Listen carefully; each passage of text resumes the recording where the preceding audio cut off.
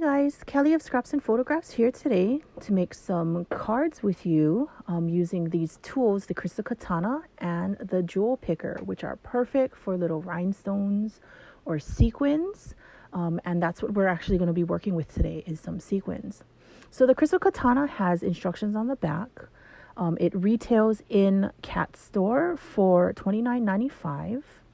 And what I wanted to show you is how it works a little bit. So there's a waxy tip and there's a metal pointed tip. The point is really nice for pressing down sequins or any little things that you have. And what's good about it is that this tip also can come out and store in the barrel itself. And that'll leave you with a more flat, rounded tip. Which is nice when you don't want to use that point for delicate things like paper flowers or anything else that you might accidentally pierce through. But I personally like leaving it out. So that's what I did. So this wax tip is literally a cone of wax.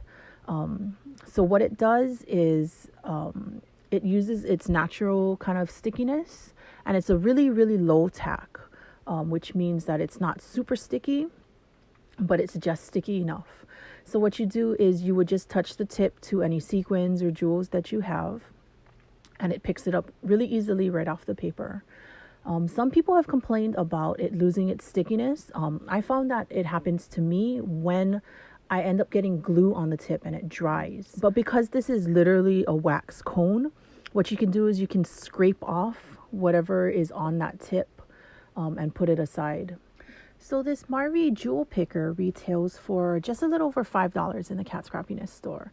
And it comes with two sides. The red side is a smaller tip, and the green side is a much larger tip. And these are made out of some kind of like silicone plastic kind of thing. So it has a natural tack to it. But if you ever find it losing its stickiness, which will happen because of dust and oils, according to the package, you would just roll it on adhesive and then it would regain its stickiness. Personally, I found that kind of just running it under water, tap water, and rubbing it with my fingers and then letting it air dry does the trick for me. So I haven't had to actually use the adhesive yet. So hopefully that helps anybody who's having trouble with either of these tools losing their stickiness and feeling like they got gypped one way or another, because they really are good tools to have on hand, especially if you're working with sequins. So now what we're going to go into is the rule of thirds. So here you can see I'm trying to break up my card into thirds. And the idea is behind design and photography. So what I did was I actually got a transparency and I marked it out using a Sharpie so that you can see it visually. And the idea is that you want to put things at the intersections of where these lines meet, because in design that'll help kind of draw your eye and make more of a balanced and a more impressive image. So on this card, as you can see with the grid, I tried to center the image, but the horse's head and the sentiment kind of falls on those lines in those intersections. So that helps to kind of balance it out. And in this last one, it is a really big image that kind of covers all four of these intersections. And then another thing that I wanted to talk about in design and composition of your cards is the idea of drawing your eye across the card. And that happens in a Z or a V shape. So as you can see, it kind of goes across the card and down from sequin, across the image, into the other sequins, and then into the birthday wishes sentiment. On this card is another V, so it goes across the image from sequin to sequin, and then across to the words happy birthday. You can also go the other way, but it kind of draws a V, triangle, Z shape across your card. Again, sequins through the images to the other sequins, and then across to the sentiment. So that helps visually to draw your eye across the card. That helps to kind of make it a card that's more visually appealing. So the first card that we're going to make today uses this Critter Cruise set by Avery L. And it's a really cute set. It has a bunch of nice sentiments and a lot of these little cute animals that are popping out of the present. And then we're also going to be using these pastel pop sequins from Cat Scrappiness. So what I did is I went ahead and I've pre-made all the pieces. This one is using these fishtail stitched banner dies from Cat Scrappiness, and then just cutting off one edge. And then what you'll notice from me in a lot of my videos is that I like to save paper.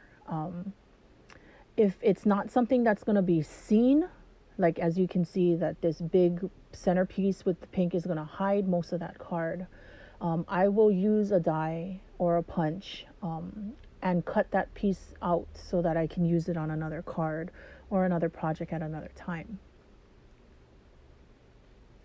So what I'm going to do is I'm going to just go ahead and quickly put this card together. And then we can get into sequin placement.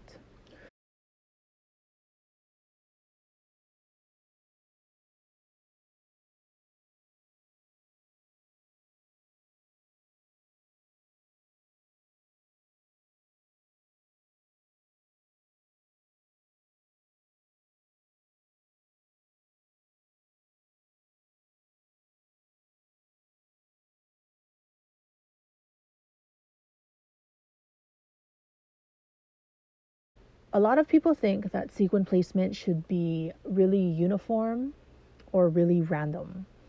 But sometimes that draws attention away from the card. And so what helps is if you, instead of just dropping glue and then putting your sequins down, which does work for some people, for me, I found that what helps is if I actually lay my sequins out in advance. And that way I can see kind of the placement that they're going to have and whether or not it balances out my card.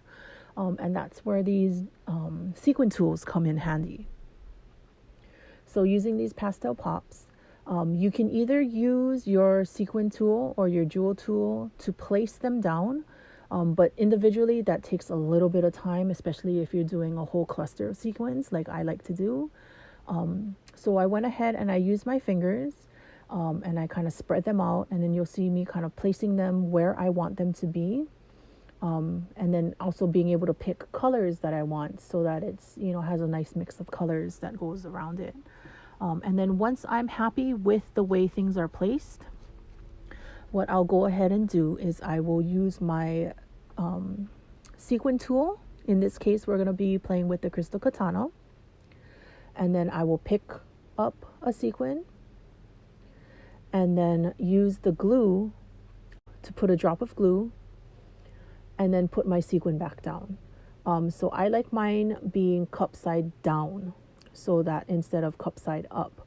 So what I'll do is I'll take it and then I'll flip it over using my sequin tool and then pick it back up and then place it where I want it to be. And then I'll flip over my picker and use that pointy end to kind of push it down in place.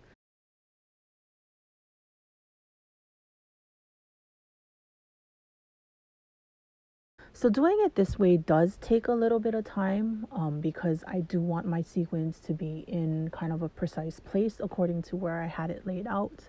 But to me, it gives more of a finished feel because I know exactly what it's going to look like in the end. I try to actually place some of them so that they cluster together and some of them a little bit further apart because that makes it look like a little bit more natural kind of a placement on the card.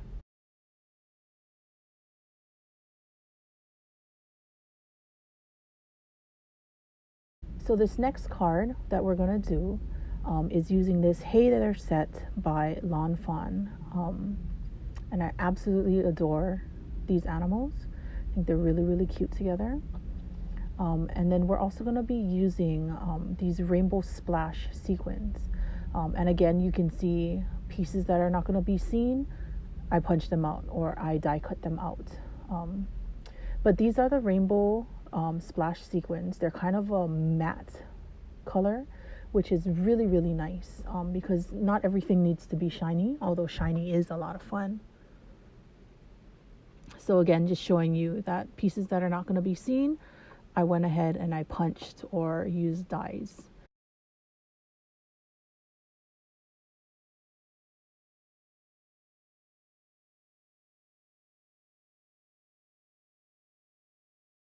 So as you can see, it's not going to be seen. All of these pieces that I punched out, you can't even tell that they're missing. And it's a nice way to conserve paper or use a little bit of paper for later. Once again, I have pre-cut, pre-stamped, pre-colored, pre-prepped everything. So I'm just going to go ahead and put the card together really quickly so that we can get to the sequin placement.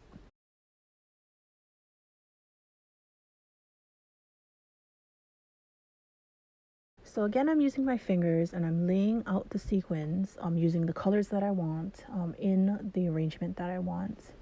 But this time we're going to be using the Jewel Picker by Marvy. So the Jewel Picker has a lot more tack than the Crystal Katana. So what I'm going to do is roll it between my fingers to try and get a little bit of the tack off and make it a little bit easier to work with. But you'll notice that because it doesn't have that other metal side, I need to use my fingers to press the sequins down. So you'll see that I have clustered a few and spread a few of them out, again, to make a little bit more interesting on the card. So this last card is again using that Hey There set, but this time I went for a more clean and simple approach, using a little sprinkling of sequins at the top and bottom corners of the card. So I used this wonky wavy stitch die from Scrappiness as my card base, and then what I went ahead and did is just stamped and colored the pig, the horse, and the goat, and we're just going to kind of arrange them but not glue them down yet because we want to make sure that it works with our sequin placement. So this time I'm using these mint sparkle sequins. It's a really pretty, like mermaidy, beachy kind of color scheme, and it has these beautiful stars in it, but unfortunately we're not going to be using the stars today. We're just going to be using the pinks and the clears and that teal turquoise greens, and then using my fingers again to place the sequins down. So this mint sparkles pack has big sequins and small sequins, whereas in the other two packs that we've used, the sequins have been pretty much the same size. And then using this Jewel Picker by Marvy to place the sequins down.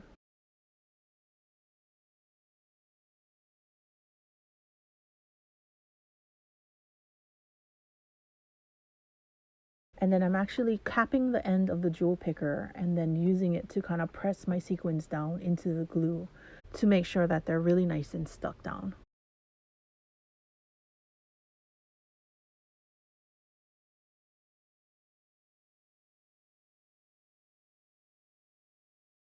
And then we're just going to quickly put together the rest of the card. So gluing down our animals now that we know exactly where we want them to be placed.